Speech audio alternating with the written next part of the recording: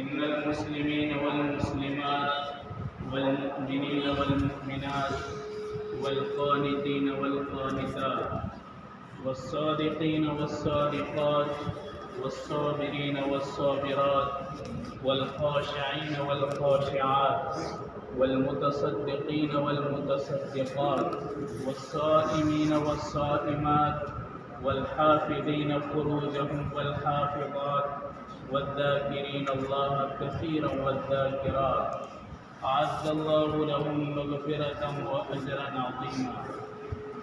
وقال النبي صلى الله عليه وسلم الدنيا كلها متاع وخير متاعها المرأة الصالحة أو كما قال رسول الله صلی اللہ علیہ وسلم.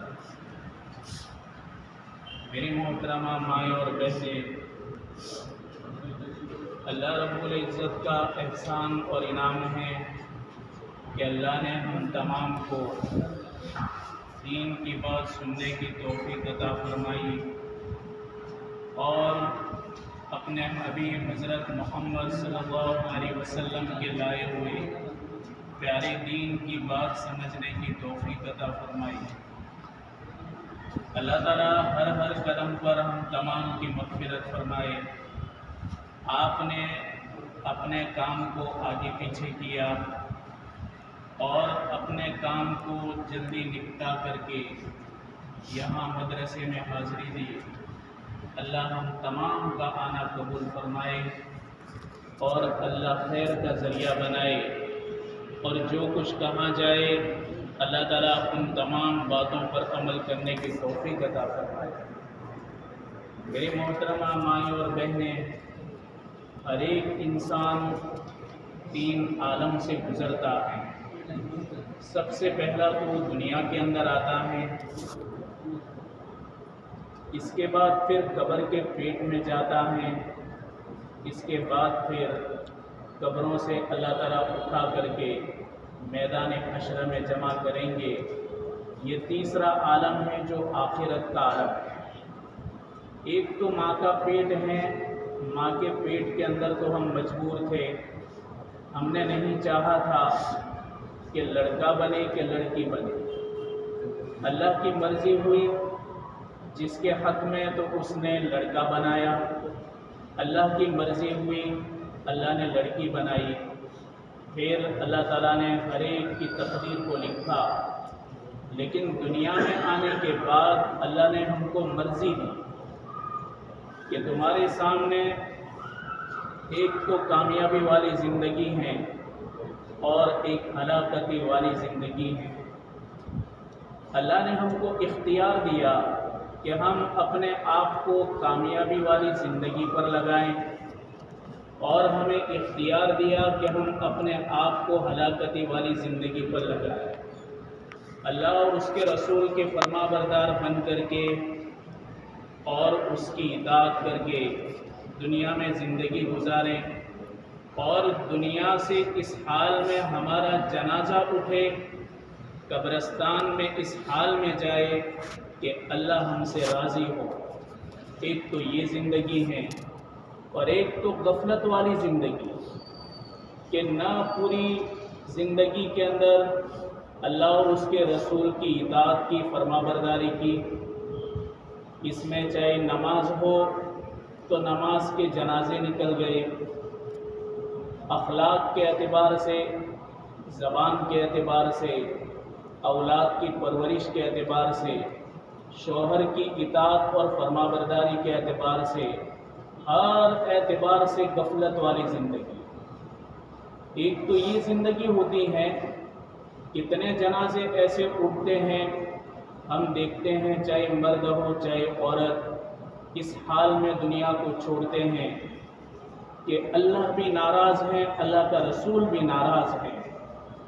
لوگوں کے حق دبائے، لوگوں کے حق ضائع کیے، اور اللہ کا بھی حق ضائع کر دیا، اور اللہ کے غضب اور غصے والی زندگی گزار کر کے دنیا سے رخصت ہو گئے. ایک تو ایسے بھی جنازے اٹھتے ہیں، اور ایک بڑی نیک مائیں ہوتی ہیں، نیک بہنیں ہوتی ہیں، نیک بیویاں ہوتی ہیں، اور نیک بیٹیاں ہوتی ہیں کہ جو اپنے گھر کی چہار دیواری میں رہ کر کے اللہ کی فرما برداری، شوہر کی فرما برداری، اپنے بچوں کے حقوق، ماں باپ کے حقوق، بھائی اور بہنوں کے حقوق، ان تمام کی رعایت کر کے دنیا سے اس حال میں ایسی عورتیں جاتی ہیں کہ اللہ اور اس کا رسول ان سے راضی ہوتے ہیں۔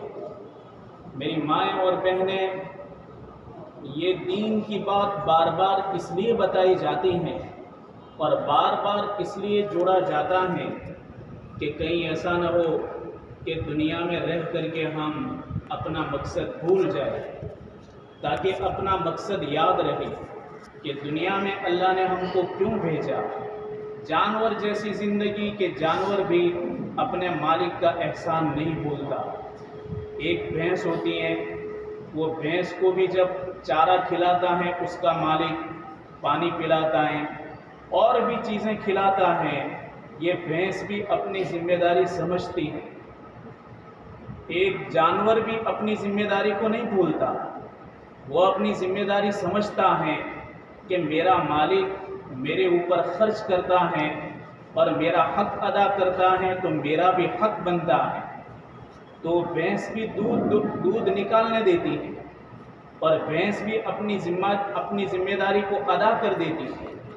میری ماں اور بہنیں، یہ ایک جانور بھی اپنی ذمہ داری کو سمجھتا ہے، لیکن آج ہم دیکھتے ہیں کتنے ایسے مرد ہیں کہ جن کے نام مسلمانوں جیسے، مسلمان کے گھر پیدا ہوئے، مسلمانوں کے محلے کے اندر رہتے ہیں، مسلمانوں کے ساتھ ملتے جلتے ہیں، شادی بیاہ اور رشتے انہی میں ہوتے ہیں، لیکن ان کی زندگی دیکھو کہ کوئی ایمان والا اس کو کہہ نہیں سکتا، ایمان والی عورت کہہ نہیں سکتی۔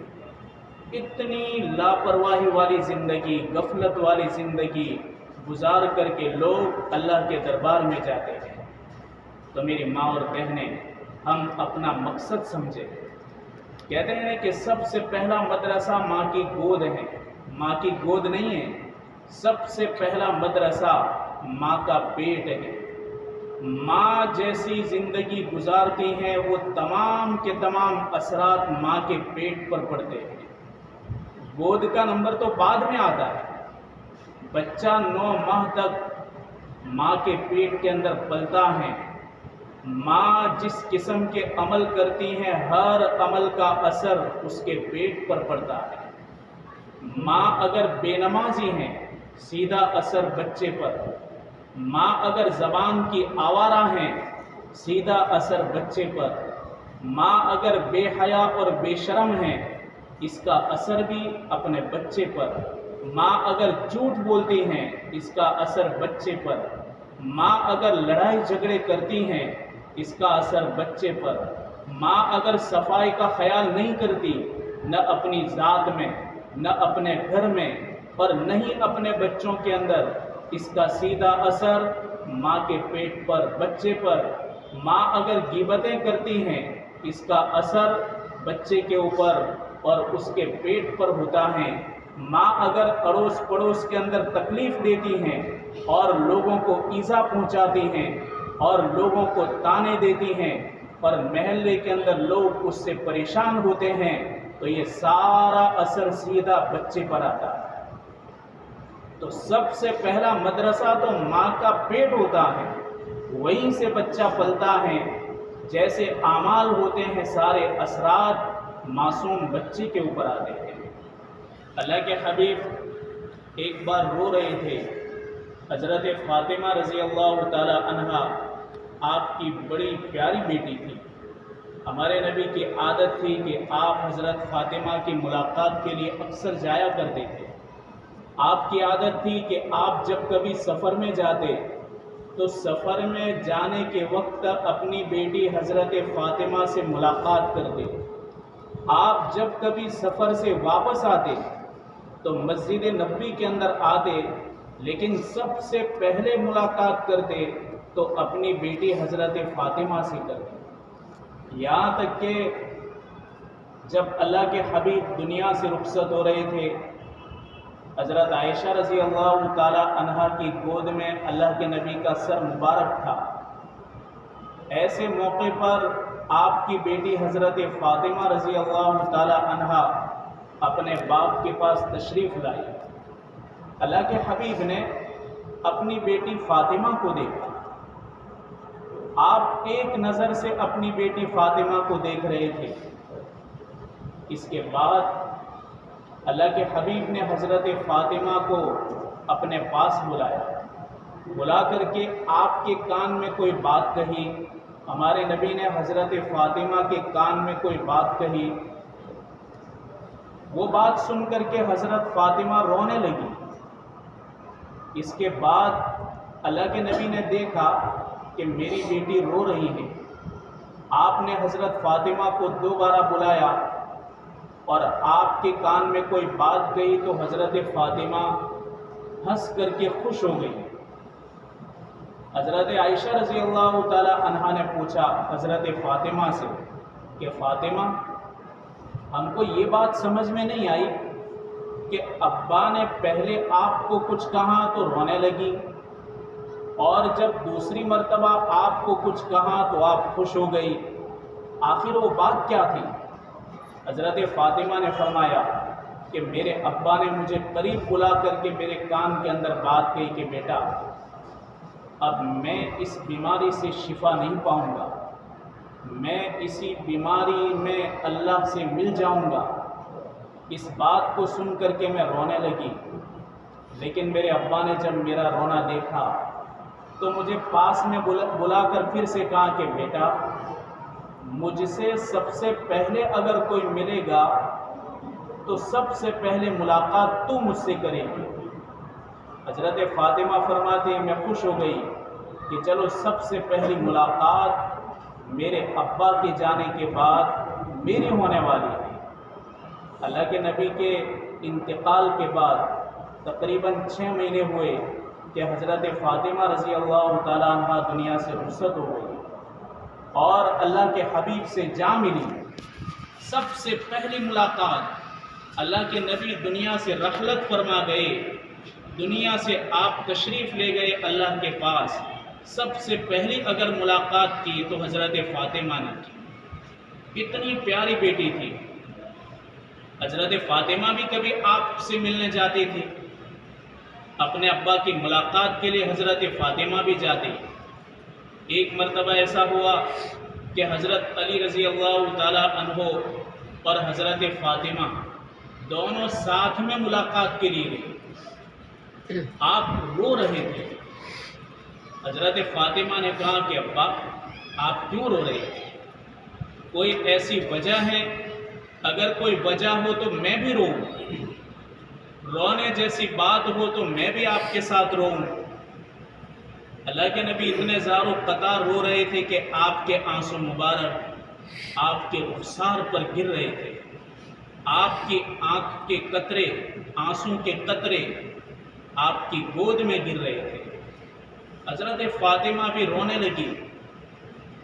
آپ نے فرمایا کہ بیٹا، تو مجھے پوچھتی ہے کہ مجھ کو کس بات نے رلایا اور میری آنکھ سے آنسو کے قطرے کیوں گر رہے ہیں؟ تو مجھے سوال کرتی ہیں۔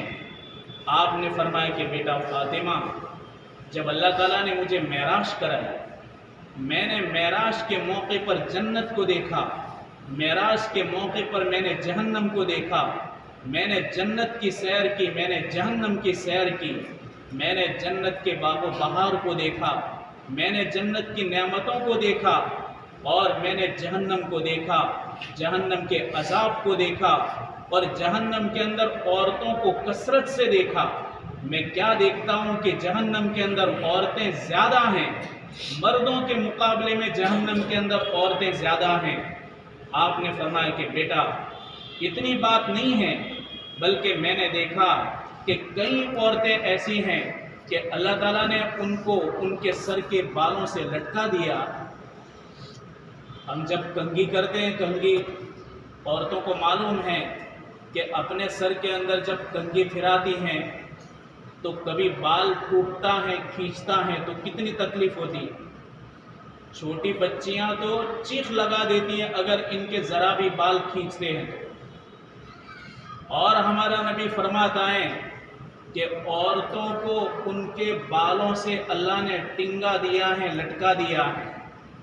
پورے بدن کا وزن ان کے بالوں پر ہے اور ان کو نیچے جہنم کی آگ جل رہی ہے اور اوپر ان کے بالوں سے ان کو لٹکا دیا.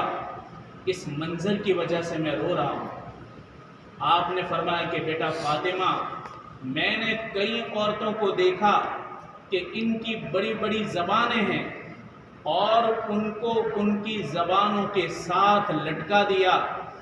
ہماری جیب ہے، جیب کتنی چھوٹی ہوتی ہے، تو جہنم کے اندر کتنی بڑی جیب نکلی ہوگی، زبان نکلی ہوگی کہ اس زبان کو جہنم کے بڑے بڑے لوہے اور آگ کے اندر تپ کر کے گرم ہو کر کے آگ بنے ہوئے لوہے کے ساتھ گرہ لگا دیے، گانٹھ لگا دی، یعنی ان کو زبان کے ساتھ لٹکا دیا. ہمارے نبی نے فرمایا کہ بیٹا اس لیے میں رو رہا ہوں. آپ نے فرمایا کہ فاطمہ، میں نے جہنم کے اندر کئی عورتوں کو دیکھا کہ اللہ تعالیٰ نے ان عورتوں کو ان کی چھاتیوں سے لٹکا دیا. آپ نے فرمایا کہ فاطمہ، میں نے جہنم کے اندر کئی عورتوں کو دیکھا کہ ان کے ہاتھ باندھ دیے گئے ہیں اور ان کے پیر بھی باندھ دیے گئے ہیں، اور ہاتھ اور پیروں کو اس طرح باندھ دیا گیا ہے کہ وہ بیٹھ بھی نہیں سکتی، کھڑی بھی نہیں ہو سکتی، لیٹ بھی نہیں سکتی. بیچ میں سے ان کو موڑ کر کے ہاتھ اور پیر دونوں کو گردن کے ساتھ باندھ دیا گیا ہے.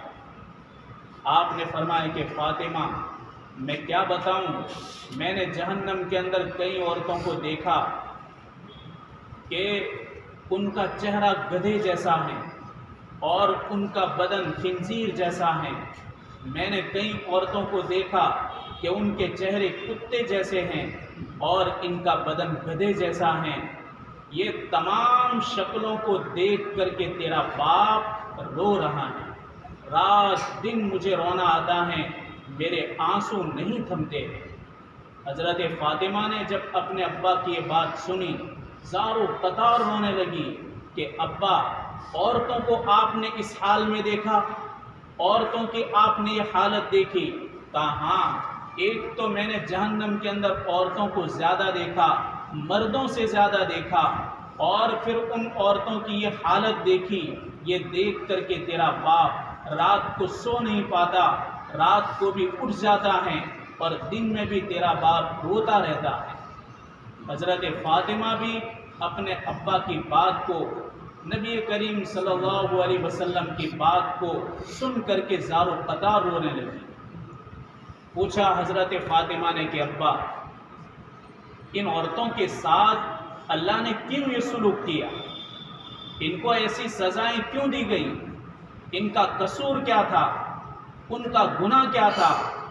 آپ نے فرمایا کہ فاطمہ، جن عورتوں کو میرے رب نے بالوں سے لٹکا دیا، ان عورتوں کا قصور یہ تھا کہ یہ عورتیں بے پردگی کے ساتھ اوڑھنی سر کے اوپر سے سرک گئی، گلے تک آ گئی، لیکن ایسی حالت کے اندر گلیوں کے اندر پھرتی رہی، مردوں کے سامنے اسی طرح بغیر اوڑھنی کے آتی رہی.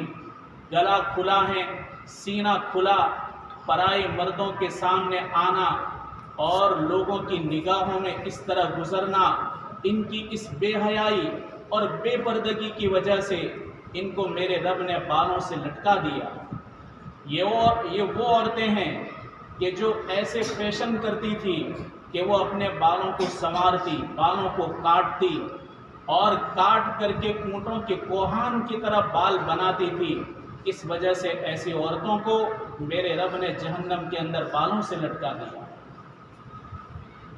فاطمہ نے پوچھا کہ میرے ابا، آپ جو کہتے ہیں کہ بعض عورتوں کو زبان سے لٹکا دیا، آپ نے فرمایا یہ وہ عورتیں ہیں کہ جو زبان دراز ہوتی ہیں، شوہر کے سامنے جیسا تیسا بول دینا بغیر سمجھے، اڑوس پڑوس کے اندر کسی کی عزت نہیں، अपनी ज़बान से गाली गलौज, गीबत, लान तान और किसी भी औरत की गीबत कर देना, किसी के बारे में भी जो समझ में आए बोल देना, ऐसे अल्फाज बोलना कि किसी का दिल टूट जाए। अल्लाह तबारक व तआला दो बोल के ज़रिए जन्नत का मुस्तहिक बना देता है, दो बोल के ज़रिए अल्लाह जहन्नम का मुस्तहिक बना देता है। आपने फरमाया कि बेटा, ज़बान ऐसी चीज़ है कि तुम इसके ज़रिए लोगों में मोहब्बत भी पैदा कर सकते हो, और ज़बान वो चीज़ है कि जिसके ज़रिए तुम लोगों के दरमियान नफ़रतें डाल सकते हो। आपने फरमाया दुनिया के अंदर जो भी ज़बान दराजी करेगा, चाहे मर्द चाहे औरत, अल्लाह तबारक व तआला इनको ज़बानों से लटका देगा। मेरी माँ और बहनें, जिस तरीके के अखलाक एक औरत के होते हैं, वैसे ही अखलाक और उसका असर उनके मासूम बच्चों पर ज़्यादा है। एक माँ की जिम्मेदारी है कि वो बेहतर से बेहतर अखलाक बनाएं, ताकि उसके अखलाक को उसकी औलाद देख करके वो सीखें। माँ की ज़बान बहुत कीमती है कि एक माँ घर के अंदर अपनी ज़बान को पाक रखती हैं, इसका असर उसकी लड़कियों पर पड़ता है। मासूम बच्चियाँ देखती हैं कि मेरी माँ तस्बीह पढ़ती हैं, मेरी माँ कुरान की तिलावत करती हैं, मेरी माँ नमाज की पाबंद हैं, मेरी माँ तालीम की पाबंद हैं। ये सारे असरात छोटी बच्चियों पर पड़ते हैं, और मासूम बच्चियाँ अपनी माँ की नकल करती हैं, मासूम बच्चियाँ अपनी बड़ी बहनों की नकल करती हैं। इसलिए कि बच्चियों के अंदर अक्सर ऐसा हम देखते हैं कि वो बड़ों का देख करके उनके जैसा अमल करती हैं। आपने नहीं देखा, छोटी छोटी बच्चियाँ अपने माँ को देखती हैं कि वो रोटी बनाती हैं, वो भी थोड़ा सा आटा लेती हैं, आटा ले करके वो छोटी छोटी रोटियां बनाती हैं, और वो छोटा सा चूल्हा रखती हैं, चूल्हे के ऊपर तवा रखती हैं, और फिर वो छोटी रोटियां बना करके उस पर डालती हैं। माँ की नकल करती हैं, माँ को देखा जो काम करते हुए। बात छोटी छोटी बच्चियां होती हैं, वो डिंगलियां होती हैं प्लास्टिक की, उनकी शादी कर दी, आपने देखा होगा, और वो व्यवहार भी करती हैं। क्यों? इन्होंने बड़ी औरतों को देखा, बड़ी औरतों को देख करके उन्होंने भी नकल की। तो आप अगर घर के अंदर रह करके अच्छे से अच्छे अखलाक और अच्छे आमाल उनके सामने जाहिर करेंगी, तो ये मासूम बच्चियां भी आपके हर अखलाक की नकल करेगी और आपके हर अमल की नकल करेगी। एक औरत थी मदीने के अंदर, उसका इंतकाल हो गया। बड़ी नेक औरत थी और पाक दामन थी। अब औरतों का गुस्ल औरतें देती हैं। इंतकाल के बाद उस औरत को गुस्ल देने के लिए दो तीन औरतें आई। उन्होंने गुस्ल देना शुरू किया। एक औरत ने गुस्ल के दरमियान दूसरी जो दो तीन औरतें थी, इनको क्या कहा कि ये औरत बदकार थी, बुरे काम करने वाली थी। मरी हुई औरत की बुराई कर रही हैं, हालांकि वो नेक औरत थी। क्या कह रही हैं कि ये औरत बदकारा थी, यानी इसके काम गलत थे, गंदे काम। गुस्ल दे रही हैं, साथ साथ में अपनी ज़बान भी गंदी कर रही है। तो अल्लाह ताला ने इसको फ़ौरन अज़ाब क्या दिया, उसका हाथ उस मुर्दा औरत के बदन से चिपक गया। ऐसा चिपक गया कि वो हाथ अलग ही नहीं हो रहा था। अब कई देर के बाद जब बाहर वाली औरतों को लगा कि इतने वक्त में तो गुस्ल हो जाता है, ये औरतें अभी तक गुस्ल से फारिग क्यों नहीं हुई, आखिर वो अंदर क्या कर रही हैं कि इनको इतनी देर लगी। एक औरत पूछने के लिए गई कि भाई क्यों इतनी देर लग रही है, गुस्ल पूरा नहीं हुआ। اب یہاں تو اتنا بڑا واقعہ ہو گیا تھا کہ اس کا ہاتھ ہی بدن پر چپک گیا تھا. اب اتنی پریشان باہر والی عورتوں کو کیا کہیں. وہ عورتیں پڑھ رہی ہیں، پڑھ کر کے ہاتھ پر دم کر رہی ہیں، پھونک مار رہی ہیں، لیکن یہ تو اللہ کا عذاب تھا. وہ پڑھ بھی رہی ہیں لیکن اس کا ہاتھ نہیں نکل رہا. لیکن جو بھی عورت پوچھتی اس کو بول دیتی کہ بس اب تیاری ہے، غسل پورا ہو جائے گا. لیکن بہت زیادہ دیر لگ گئی تو 5-7 عورتیں اندر آئی. کہا تم کیا کر رہی ہو؟ اب تک تمہارا غسل پورا نہیں ہوا. تو وہاں کی عورتوں نے جب دیکھا کہ اس کا ہاتھ تو کھل نہیں رہا، اس کا ہاتھ بدن سے چپک گیا ہے، انہوں نے کہا کہ دیکھو زیادہ شور مت کرنا، اس عورت کا ہاتھ بدن سے چپک گیا. کہا کہ کیسے چپک گیا؟ کہا کہ زبان گندی کی اس وجہ سے. کہا کیا زبان گندی کی؟ کہا کہ اس نے غسل کراتے کراتے اس مردہ عورت کے اوپر ایسی تہمت لگائی کہ اس عورت کے اخلاق اچھے نہیں تھے، اس کے دھندے اچھے نہیں تھے اور ایک غلط کام کرتی تھی. بس اللہ کو یہ بات نہیں پسند آئی کہ تم میری نیک بندی، عبادت گزار بندی اور سیدھی سادی بندی کے اوپر تم ایسے وقت میں تہمت لگا رہی ہو اور اس کی برائی کر رہی ہو. بس اللہ کو جب یہ پسند نہیں آیا تو ہاتھ اس کا کھلتا نہیں. اب عورتیں گھبرا گئی، عورتیں بہت پریشان ہو گئی کہ اب کیا کریں.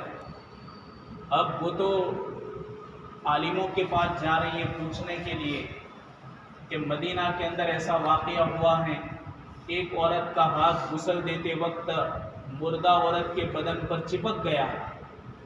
لوگ پریشان ہیں، عالم پریشان ہیں اور اس زمانے کے ولی پریشان ہیں کہ اس کا حل کیسے نکلے. تو کچھ لوگوں نے تو کہا کہ بھئی ایک کام کرو، اس کے ہاتھ کو کاٹ دو. تو عورت کے رشتہ داروں نے کہا کہ ہم اپنی عورت کے ہاتھ کو کیوں کاٹیں، یہ تو زندہ ہے. کاٹنا ہو تو مردہ عورت کے چمڑے کو کاٹو، یہ زندہ عورت کو تکلیف کیوں دے رہے. لیکن دونوں طرف سے جب اختلاف ہوا، یہ بھی تیار نہیں وہ بھی تیار نہیں. عالموں نے کہا کہ ایک کام کرو، مدینے کے اندر ایک بہت بڑے عالم ہیں جن کا نام ہے امام مالک رحمۃ اللہ. امام مالک کے پاس جاؤ اور امام مالک ہی اس مسئلے کا حل بتائیں گے اور وہی تمہیں اس سے نکلنے کا کوئی راستہ بتائیں گے. امام مالک رحمۃ اللہ علیہ کے پاس گئے، بڑے بڑے علماء گئے، جا کر کے کہا حضرت مدینے میں ایسا واقعہ پیش آیا کہ ایک عورت کا ہاتھ مردہ عورت کے بدن پر چپک گیا ہے، تو کیا کرے. امام مالک نے فرمایا کہ مجھے وہاں آنا پڑے گا. امام مالک آئے اور انہوں نے پردہ کروایا.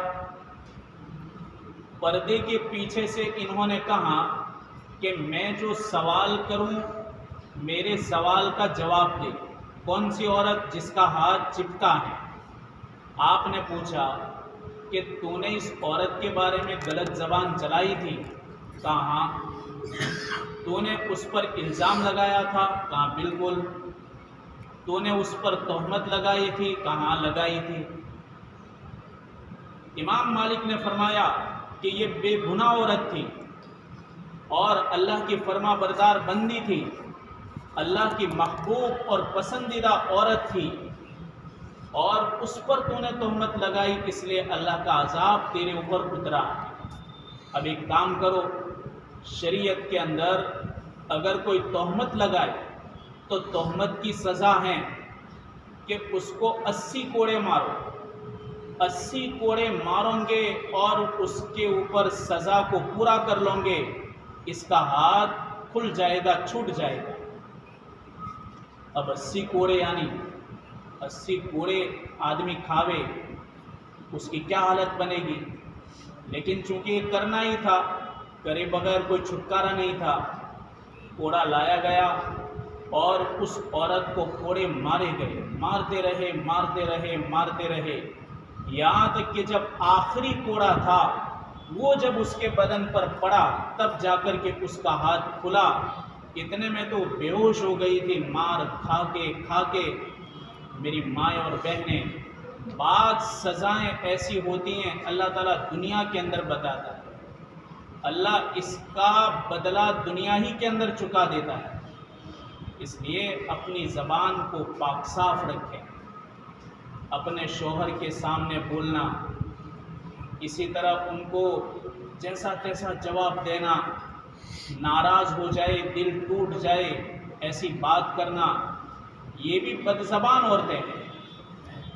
ایک بار حضرت فاطمہ رضی اللہ تعالیٰ عنہا، حضرت علی رضی اللہ تعالیٰ عنہ، ان دونوں کے درمیان میں ایک بات ہو گئی، ایک مسئلہ ہو گیا۔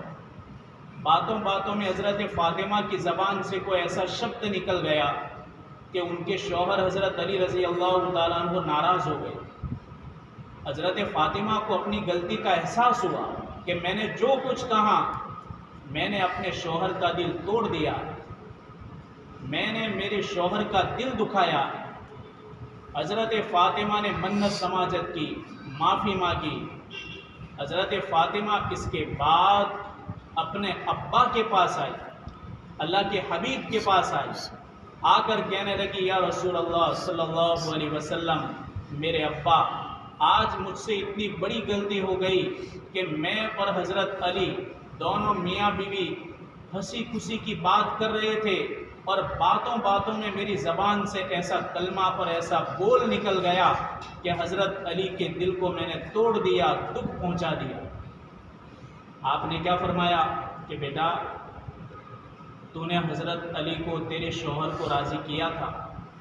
کہا کہ ابا، میں نے بہت کوشش کی، میں نے 7 چکر لگائے، ان کے ارد گرد 7 چکر لگائے، میں گھومی اور میں نے حضرت علی کو کسی بھی طرح راضی کر لیا، لیکن آج مجھ سے اتنی بڑی غلطی ہو گئی۔ آپ نے فرمایا کہ بیٹا فاطمہ، اگر ایسی حالت کے اندر تو آتی کہ اپنے شوہر کو راضی کیا نہ ہوتا اور ایسی حالت کے اندر اگر تیرا انتقال ہو جاتا تو تیرا باپ تیرے جنازے کی نماز بھی نہ پڑھتا۔ اندازہ لگاؤ میری ماں اور بہنیں، ہمارے نبی کیا فرما رہے ہیں، اپنی چہیتی بیٹی حضرت فاطمہ سے کیا فرما رہے ہیں کہ اگر تو اپنے شوہر کو راضی کیے بغیر چلی آتی اور اس کا دل توڑ کر چلی آتی میرے پاس اور پھر تیرا انتقال ہو جاتا تو تیرا باپ تیرے جنازے کی نماز بھی نہ پڑھتا۔ یہ میری مائیں اور بہنیں، یہ واقعات اس لیے سنائے جاتے ہیں تاکہ ہم اس سے کچھ سیکھیں، اپنی زندگی کے اندر تبدیلی لائیں اور ہم اپنی زندگی کو بدلیں، اور ہمارا یہاں آنے کا کیا مقصد ہے، اللہ ہم سے کیا چاہتا ہے، ہم یہ سیکھیں، اس لیے واقعات سنائے جاتے ہیں۔ تو آپ نے فرمایا کہ بیٹا فاطمہ، جن عورتوں کو زبان سے لٹکا دیا تھا اللہ تعالیٰ نے جہنم کے اندر، یہ وہ عورتیں ہیں کہ جن کی زبانیں گندی تھیں۔ بعض عورتیں نماز کی پابند تو ہوتی ہیں پر اڑوس پڑوس کے اندر ان کا تکلیف دینا بھی ہوتا ہے۔ بعض عورتیں کسی کا ردی برابر برداشت نہیں کرتی، چھوٹے چھوٹے بچوں کی لڑائی ہوتی ہیں، اس میں بھی وہ بڑوں کی لڑائی کر دیتی ہیں اور اڑوس پڑوس کے اندر ان بولا زیادہ کر دیتی ہیں۔ بعض عورتیں ایسی ہوتی ہیں، نہ رشتہ داروں سے بولتی ہیں، نہ شوہر کے رشتہ داروں سے، نہ خود اپنے رشتہ داروں سے، اڑوس پڑوس کے اندر بھی ان بناؤ ہوتا ہے۔ بعض ایسی چھوٹے دل والی ہوتی ہیں کہ رتی برابر پڑوس کی طرف سے کوئی بات ہو تو اس کو پسند نہیں کرتی۔ میری مائیں اور بہنیں، درگزر کرنا، معاف کرنا، لوگوں کا برداشت کرنا، یہ تو نبی کریم صلی اللہ علیہ وسلم نے ہمیں تعلیم دی، ہمیں اخلاق سکھائے۔ پھر آپ نے فرمایا کہ بیٹا فاطمہ، ایک عورت کو میں نے دیکھا کہ اس کی چھاتیوں سے اللہ نے اس کو لٹکا دیا۔ آپ اندازہ لگاؤ کتنی ذلت ہے اور کتنی شرمندگی ہے کہ جہنم کے اندر جہنمی لوگ دیکھیں گے کہ اس کو اس طرح لٹکا دیا گیا ہے، کیسی آبرو جائے گی اور کتنی ذلت ہوگی اور کتنی شرمندگی ہوگی کہ آج میرے ساتھ یہ سلوک کیوں کیا گیا۔ اللہ کے حبیب نے فرمایا کہ فاطمہ یہ کون عورت تھی؟ یہ وہ عورت تھی کہ جو اللہ کا حق ادا نہ کرتی تھی، شوہر کا حق ادا نہ کرتی تھی، اور اس کے کپڑے ایسے ہوتے جو بالکل چست اور ٹائٹ ہوتے اور اتنے پتلے ہوتے کہ باریک ہوتے۔ ایسے کپڑوں کو پہن کر کے یہ آوارہ کھلی عورتوں کی طرف پھرتی تھی۔ آج اللہ تعالیٰ نے اس کا بدلہ یہ دیا، اس کی سزا یہ دی کہ اس کو چھاتیوں کے ذریعے جہنم کے اندر اوندھا لٹکا دیا۔ میری ماں اور بہنیں، آج دیکھو کتنا ننگا پا ہے۔ شادی بیاہ کے موقع پر یا کوئی بھی خوشی کا موقع ہوتا ہے، خوشی کے موقعوں پر ہم یہ نہیں دیکھتے کہ اللہ اس سے راضی ہے کہ ناراض ہے۔ لوگوں کو راضی کرنے کی فکریں کرتے ہیں، مخلوق کو راضی کرنے کی فکر کرتی ہیں، لیکن ہم ایک اللہ رب العالمین کو خوش کرنے کی فکریں نہیں کرتے۔ اس لیے گھروں کے اندر پریشانیاں، گھروں کے اندر حالات، گھروں کے اندر دکھ، گھروں کے اندر بیماریاں، گھروں کے اندر الجھنیں، گھروں کے اندر ایک دوسرے سے نفرت، آپس میں محبت کا نہ ہونا، روزی روٹی کے اندر تنگیاں، یہ سب کچھ اسی وجہ سے آتا ہے کہ جس گھر کے اندر اللہ کی ناراضگی ہوتی ہیں، ان گھروں کے اندر یہ اللہ کی طرف سے مسائل کھڑے کر دیے جاتے ہیں۔ ایک عورت سمجھدار ہے لیکن پھر بھی گھر کے اندر اس نے ایسا ماحول نہیں بنایا کہ دینداری کا ماحول ہو، نماز والا ماحول ہو، گھر کے اندر تلاوت والا ماحول ہو۔ آج دیکھو اتنے بڑے بڑے کمپاس ہوتے ہیں جوان بیٹیوں کے ہاتھ میں، 2 3 کلاک تک مسلسل پتہ نہیں وہ کون سی سیریلیں دیکھتی ہیں اور پتہ نہیں وہ اپنے موبائل کے اندر کیا چلاتی ہیں۔ اتنے گھنٹوں تک پر اتنے کلاک تک وہ مسلسل گناہ کے اندر رہتی ہیں۔ یہی اثرات ان کے ذہن پر پڑتے ہیں، یہی اثرات ان کی زندگی کے اوپر پڑتے ہیں، اور اسی کی وجہ سے بے حیائی اور بے شرمی ہمارے گھروں سے نکلنے کا نام نہیں لے رہی۔ اسی موبائل کی بدولت آج جوان بیٹیاں ماؤں کی نافرمانیاں کر رہی ہیں، ماؤں کو آنکھیں دکھا رہی ہیں اور ماؤں کے سامنے ایسے الفاظ بولتی ہیں کہ ایسے الفاظ تو ہماری بڑی بڑی عورتوں نے کبھی نہیں سنے تھے۔ آج ایک جوان بیٹی کہ جس کے دل کے اندر باپ کی محبت ہوتی ہے، ماں کی محبت ہوتی ہے، لیکن ایسی آوارگی اس کی وجہ سے پتہ نہیں کہ اس کا دل نہ ماں کی طرف مائل ہوتا ہے، نہ باپ کی طرف، نہ اپنی بہنوں کی طرف، نہ اپنے بھائیوں کی طرف۔ پتہ نہیں ایسا سنگین ماحول بنتا جا رہا ہے اور ایسا آوارہ ماحول بنتا جا رہا ہے کہ پرایا مرد، پرائی عورت بات کرتے ہیں اور پتہ نہیں واٹس ایپ کے اوپر کیا آپلے ہوتی ہیں، اور جوان بیٹیاں ان کو کیا ضرورت ہے؟ ارے دھندے والا ہو تو برابر ہیں کہ یہ مجبور ہیں کہ موبائل رکھے، اور جو مشغول آدمی ہیں لوگوں کو ضرورت پڑتی ہیں یا اس کو لوگوں کی ضرورت پڑتی ہے تو برابر ہیں۔ شریعت نے کام والوں کے لیے، ضرورت مندوں کے لیے اس کی اجازت دی۔ اب لڑکیوں کو کیا کام ہے، عورتوں کو کیا کام ہے؟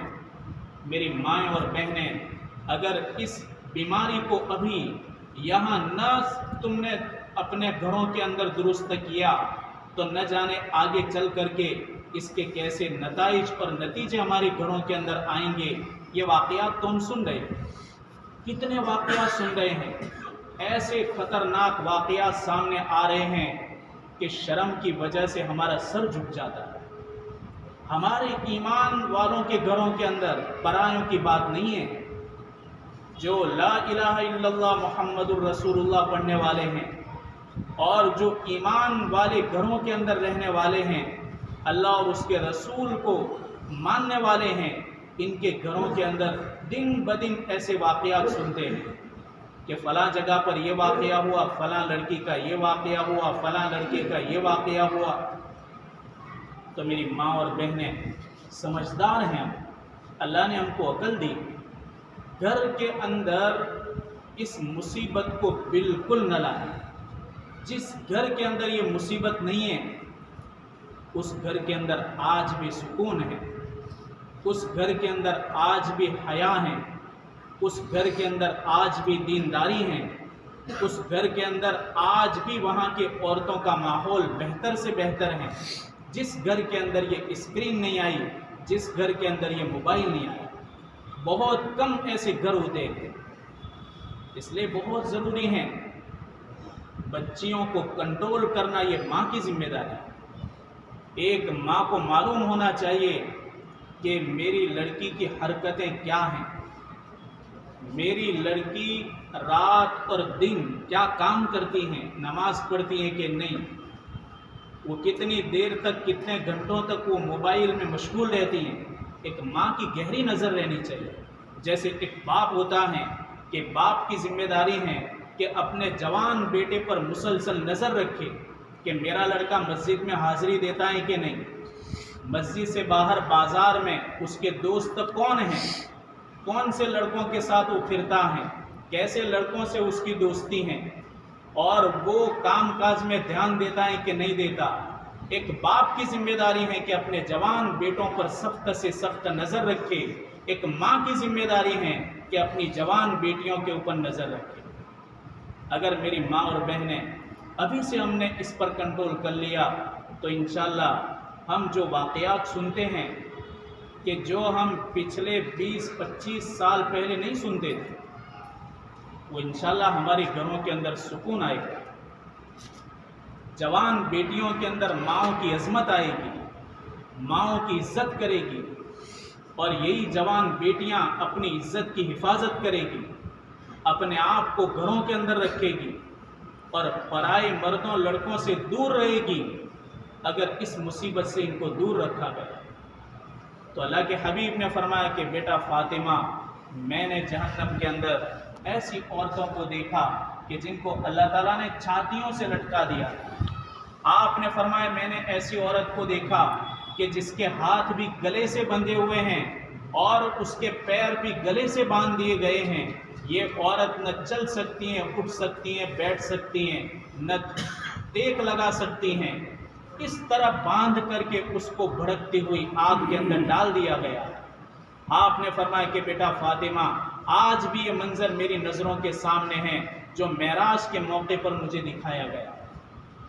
آپ نے فرمایا حضرت فاطمہ سے، حضرت فاطمہ کہنے لگی ابا یہ وہ کون عورت ہیں کہ جس کے ساتھ جہنم کے اندر یہ سلوک کیا گیا؟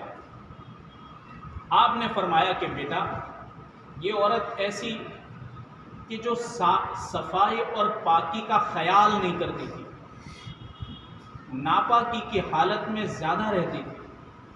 بعض عورتیں بہت پابند ہوتی ہیں لیکن کچھ ایسی غافل اور سست عورتیں ہوتی ہیں کہ پاکی اور صفائی کا کوئی لحاظ نہیں ہوتا۔ کتنے گھروں کے اندر آپ دیکھو گھر کی صفائی نہیں ملے، کپڑے ادھر سے ادھر پڑے ہوتے ہیں، برتن ادھر سے ادھر پڑے رہتے ہیں، کوئی چیز اپنی جگہ پر نہیں ہوتی، ایک چیز بھی ترتیب سے رکھی ہوئی نہیں ہوتی۔ بچوں کی حالت بھی دیکھو کہ بچے بھی بیچارے میلے کچیلے ہوتے ہیں اور ان کے چہرے دیکھو ہر قسم کی گندگی ہوتی ہیں، لیکن عورتوں کو اس کی طرف کوئی توجہ نہیں ہوتی۔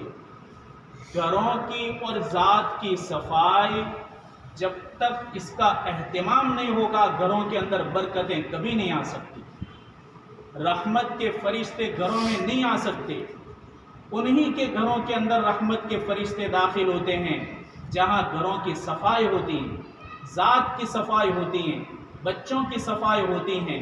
ایسے گھروں کے اندر اللہ تبارک و تعالیٰ کی رحمت کے فرشتے داخل ہوتے ہیں، تو ہم اس کا خیال کریں۔ آپ نے فرمایا ایسی عورتوں کو جہنم کے اندر یہ سزا دی گئی کہ ان کے ہاتھ اور پیر باندھ کر کے ان کو بھڑکتی ہوئی آگ کے اندر ڈال دیا گیا۔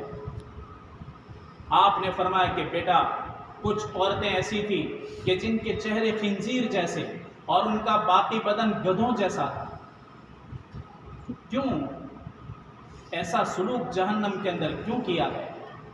آپ نے فرمایا جھوٹ بولنا، چغل خوری کرنا، ادھر کی بات ادھر، ادھر کی بات ادھر، ایک دوسرے کی بات کہہ کر کے بیچ سے ہٹ جائے اور آپس میں لڑا دے۔ کتنے جھگڑے اسی لیے ہوتے ہیں، آپس میں جو خاندان ٹوٹ جاتے ہیں اور لڑائی اور جھگڑے کھڑے ہوتے ہیں، اکثر ایسا ہوتا ہے کہ بیچ میں کوئی ایسی عورت ہوتی ہیں یا مرد بھی ہوتے ہیں کہ دونوں طرف سے ایک دوسرے کی باتیں ایک دوسرے کو کہہ دیتے ہیں، جس کی وجہ سے دونوں کے درمیان میں جنگ کھڑی ہو جاتی ہے۔ آپ نے فرمایا کہ بیٹا ایسی عورتوں کے چہرے میں نے خنزیر جیسے دیکھے، اور ایسی عورتوں کے چہرے خنزیر جیسے ہیں پر ان کا پچھلا بدن ہے وہ گدھوں جیسا۔ اسی طرح وہ عورتیں کہ جن کے پیٹ کے اندر حرام کمائی جائے، حرام کا لقمہ جائے، جیسے آپ کو معلوم ہے ابھی لون کا ایک ماحول چل رہا ہے، لون دیتے ہیں پھر لون کے اوپر بیاج اور سود۔ یاد رکھو یہ ایسا گناہ ہے کہ اس گناہ کے اوپر اللہ تعالیٰ نے جنگ کا اعلان کیا۔ دو گناہ ایسے ہیں، دو گناہ کہ اللہ نے فرمایا کہ میرے سامنے میرے مقابلے میں جنگ کے لیے تیار ہو جاؤ۔ ایک تو میرے نیک بندے کو کسی نے ستایا، اللہ فرماتے ہیں کہ میں اس سے اعلان جنگ کرتا ہوں، اور جس نے بھی سود، لون، بیاج کے اوپر پیسے دیے اور لیے، بیاج لیا اور دیا، ایسے لوگوں کے خلاف اللہ تعالیٰ فرماتے ہیں کہ میں جنگ کا اعلان کرتا ہوں۔ دو گناہ ایسے ہیں، اور کسی گناہ پر اللہ نے ایسا نہیں فرمایا۔ اتنا سنگین گناہ ہے میری ماں اور بہنیں، جو لوگ اس گناہ کے اندر ایک مرتبہ پھسل جاتے ہیں وہ کبھی باہر نہیں نکل پاتا، اور ان کا دیوالیہ نکل جاتا ہے۔ بڑے بڑے مالدار لوگ تھے، بڑی بڑی کمپنیوں والے، لیکن جب سود خور بنے اور سود جیسے حرام کاروبار میں لگ گئے، ان کا دھندا چوپٹ ہو گیا، ان کی کمپنیاں بند ہو گئی، ان کی فیکٹریاں برباد ہو گئی، اور آج وہ روڈ کے اوپر آ گئے، فقیر بن گئے۔ جو اللہ کے مقابلے جنگ کرے گا وہ کہاں جیتے گا؟ وہ کبھی نہیں جیت سکتا۔ اس لیے میری ماں اور بہنیں، جن سے بھی ایسا ہوا ہو، ہمارے پاس یہاں علماء ہیں، اچھے اچھے علماء ہیں، ان کو پوچھنا چاہیے کہ بھئی یہ ہم کاروبار کرتے ہیں تو شریعت اس کے بارے میں کیا کہتی ہیں، ہم پوچھ کر کے ان کی رہنمائی کریں، تو میری ماں اور بہنیں جلدی اس بیماری سے باہر نکل جائیں، ورنہ کہیں ایسا نہ ہو کہ یہ حرام کا لقمہ ہمارے بچوں کے پیٹ کے اندر آئے، یا حرام کی کمائی ہمارے گھروں کے اندر آئے، پھر آگے چل کر کے ہمارا نقصان ہو اور خرچے ہو۔ بعض کہتے ہیں نا کہ ہم کماتے تو ہیں، پیسے تو آتے ہیں، پر سارا ہمارا پیسہ خرچوں میں چلا جاتا ہے، کچھ دکھائی نہیں دیتا، کچھ نفع نہیں ملتا، کچھ برکتیں نہیں ملتی، کہاں سے ملے گی؟ میری ماں اور بہنیں، جس گھر کے اندر حرام دروازے سے کمائی آ رہی ہو اور حرام پیسے آ رہے ہو، ان گھروں کے اندر کبھی بھی برکتیں نہیں ہو سکتی۔ اس لیے بہت فکر کے ساتھ اور بہت ذمہ داری کے ساتھ میں آپ سے کہہ رہا ہوں کہ جتنا جلدی ہو سکے اس حرام گناہ سے، حرام کام سے باہر آئے۔ اللہ تبارک و تعالیٰ برکتیں عطا کرے گا، گھروں کے اندر خوشحالی لائے گا، تھوڑی روزی کے اندر بھی اللہ برکتیں دے گا، حلال کے چند روپیوں کے اندر اللہ ایسی برکتیں دے گا جو لاکھوں کی حرام کمائی کے اندر نہیں ہوگا۔ اس لیے بہت ضروری ہیں یہ 2-5 باتیں جو میں نے آپ کو کہی، ایک حدیث کے تحت میں اور بھی بہت سی باتیں ہیں، اللہ تبارک و تعالیٰ جب موقع دیں گے وہ باتیں سامنے آئے گی۔ یہ صرف ایک روایت ہے ترمذی شریف کی جو میں نے آپ کو سنائی۔ اللہ تبارک و تعالیٰ کہنے سننے سے زیادہ عمل کی توفیق عطا فرمائے، اور ان کہی ہوئی باتوں کے اوپر اللہ عمل کی توفیق عطا فرمائے۔ دعا کرو. یا رب لک الحمد حمدا دائما مع دوامه ويا رب لك الحمد حمدا خالدا مع خلوده. اللهم لك الشكر كله ولك الحمد كله ولك الخلق كله ولك الثناء كله بيدك الأمر كله وإليك يرجع الأمر كله. اللهم لك الحمد وأنت المشتكى وأنت المستعان ولا حول ولا قوة إلا بك يا ذا الجلال والإكرام يا حنان يا منان يا ذا الطول والإنعام. اللهم إنا نسألك إيمانا كاملا ويقينا صادقا وعلما نافعا وعملا متقبلا ورزقا حلالا طيبا واسعا وشفاء من كل داء. مولا یہ تیری بندیاں تیری بات سننے کے لیے آئی ہیں، اپنی نیند اور آرام کو اور اپنے کام کاج کو ادھر ادھر کر کے تیری محبت میں آئی ہیں. مولا ان کی محبت کو قبول فرما، قدم قدم پر ان کے درجات کو بلند فرما. مولا اس عمل کے صدقے ان کی مغفرت فرما، ان کے صدقے ہماری مغفرت فرما، پوری امت مسلمہ کی مغفرت فرما. مولا امت کے حال پر رحم فرما. مولا کریم امت کو بہترین قائد عطا فرما، امت کو بہترین نیک صالح متقی پرہیزگار مخلص قائد عطا فرما. پریشان حالوں کی پریشانیوں کو دور فرما، بیماروں کو شفا عطا فرما. جن گھروں کے اندر مصیبتیں ہیں مولا مصیبتوں سے نجات عطا فرما. بے روزگار ہیں ان کو حلال روزی عطا فرما. جوان بیٹوں اور بیٹیوں کی حفاظت فرما، ان کے ایمان کی حفاظت فرما. مولا گھروں کے اندر دینداری پیدا فرما، بددینی جہالت آوارگی انارکی اور بے حیائی سے حفاظت فرما. مولا خیر کی لائن سے تیرے پیارے حبیب نے اپنی امت کے حق میں جو کچھ مانگا اس میں ہمارا اور پوری امت کا حصہ عطا فرما.